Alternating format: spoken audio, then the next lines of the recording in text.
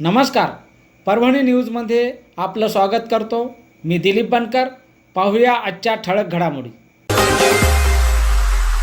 केंद्र सरकारच्या एक भारत श्रेष्ठ भारत अभियानाअंतर्गत शिक्षण मंत्रालय आणि भारतीय विज्ञान शिक्षण आणि संशोधन संस्था पुणे महाराष्ट्र आयोजित युवा संगम कार्यक्रमाच्या फेज 6 अंतर्गत शैक्षणिक व सांस्कृतिक आदान प्रदान यात्रेसाठी परभणी येथील वसंतराव नाईक मराठवाडा कृषी विद्यापीठ परभणीचा विद्यार्थी षडानन शिराळे यांची निवड करण्यात आली आहे.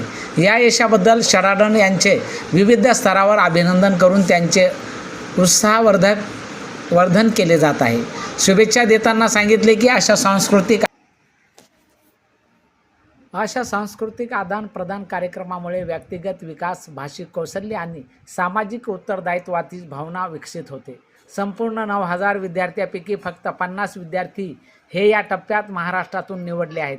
हे सर्व युवक 15 ते 26 मे 2026 दरम्यान आंध्र प्रदेशातील भारतीय तंत्रज्ञान संस्था तिरुपती IIT तिरुपती येथे अध्ययन दौऱ्यासाठी जाणार आहेत.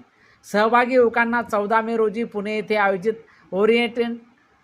ओरिएंटेशन आणि फ्लॅग ॲट समारंभात सहभागी झाल्यानंतर आंध्र प्रदेशसाठी परंपरा, प्रगती, तंत्रज्ञान आणि जनसंपर्क यासारख्या प्रमुख विषयावर आधारित विविध उपक्रमांमध्ये सहभागी केले जाईल. तसेच शैक्षणिक संस्थांमधील संवाद, औद्योगिक भेटी, सांस्कृतिक देवाणघेवाण, स्थानिक समुदायाशी संपर्क आणि विविध ऐतिहासिक व पर्यटन स्थळांचा अभ्यास याचाही समावेश असेल.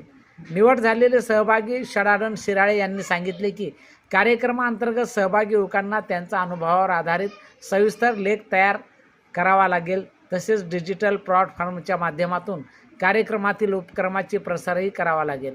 विविधतेत एकात्मता ही बाब प्रामुख्याने अनुभवता येईल आणि महाराष्ट्राची संस्कृती ही देश पातळीवर दाखवता येईल. उल्लेखनीय बाब म्हणजे षडानन शिराळे सध्या डॉक्टर पंजाबराव देशमुख कृषी विद्यापीठ अकोला येथे आचार्य पदवीचे PhD ॲग्रिकल्चर शिक्षण घेत आहेत. यांनी यापूर्वी विविध राष्ट्रीय मंचावर महाराष्ट्र कला व सांस्कृतिक प्रभावी सादरीकरण केले आहे. तसेच युवक महोत्सव, प्रादेशिक सामाजिक कार्य, राष्ट्रीय छात्रसेना, स्वच्छता अभियान आणि युवा विकास उपक्रमामध्ये सक्रिय सहभागी क्षमता सिद्ध केली आहे. त्याची ही निवड राष्ट्रीय स्तरावर परभणीच्या युवा प्रतिनिधित्वाला अधिक बळकटी देणारी ठरणार आहे.